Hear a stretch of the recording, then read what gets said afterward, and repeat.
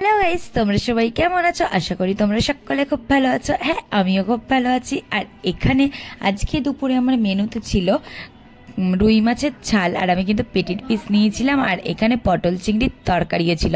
আমি কিন্তু পটল চিংড়ির তরকারি খেতে বেশ ভালো লাগে আর ভালোবাসি।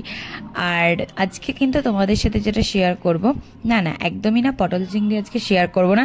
কারণ পটল চিংড়ির রেসিপি কিন্তু আমি তোমাদের সাথে আগেও শেয়ার করেছি, এটা জাস্ট আমি দেখিয়ে দিলাম। আর আজকে তোমাদের সাথে যেটা শেয়ার করব সেটা হচ্ছে রুই মাছের ঝাল।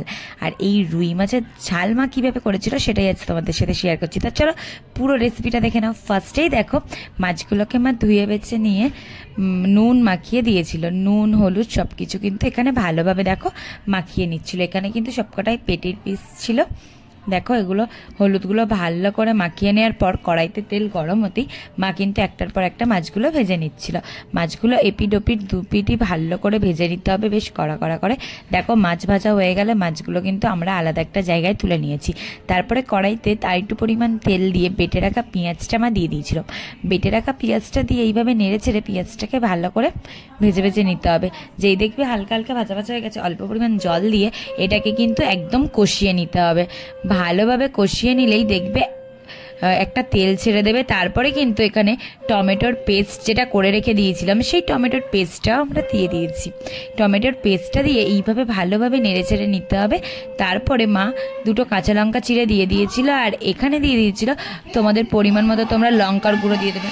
পরিমাণ মতো লঙ্কার গুঁড়োটা দেওয়া হয়ে গেলে আর হলুদ গুঁড়ো, পরিমাণ মতো নুন তোমরা সব দিয়ে ভালোভাবে মশলাটাকে কষিয়ে নেবে। আর পরিমাণ মতো ধনে গুঁড়ো, জিরে গুঁড়ো সব কিন্তু দিয়ে দিতে হবে। আর একটা কথা ঠিক, যে মশলাটার কষানোর ওপরই কিন্তু রান্নার টেস্টটা মানে কীরকম আসবে সেটা বোঝা যায়। যার জন্য মশলা কিন্তু একদম ভালো করে আমরা কষিয়ে নিয়েছিলাম। মশলাটা দিয়ে তেল ছেড়ে দিলে তবেই কিন্তু আমরা এখানে জল দিয়ে দিয়েছিলাম। জলটা দেওয়ার পর এভাবে নেড়ে চেড়ে নিতে হবে। আর জলটা যখনই ফুটে উঠবে তখন কিন্তু এখানে কেটে রাখা ধনিয়া পাতা আমরা দিয়ে দিয়েছি। ধনিয়া পাতাটা দেওয়ার পর ভালোভাবে জল ফুটে ওঠার পরেই কিন্তু আমরা মাছগুলো দিয়ে দেবো।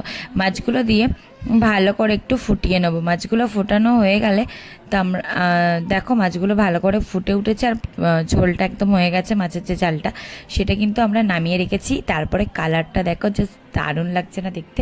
খেতেও কিন্তু এতটাই সুন্দর হয়েছিল। খুব ভালো লাগবে, তোমরা ওইভাবে ট্রাই করে দেখো, সত্যিই খুব ভালো লাগে। আর তোমাদেরকে পুরো কালারটা দেখিয়ে দিচ্ছি, দেখো লাল টুকটুকে হয়েছে। খেতেও কিন্তু এরকমই টেস্ট হয়েছিল। কেমন লাগলো অবশ্যই কমেন্ট করে জানিও।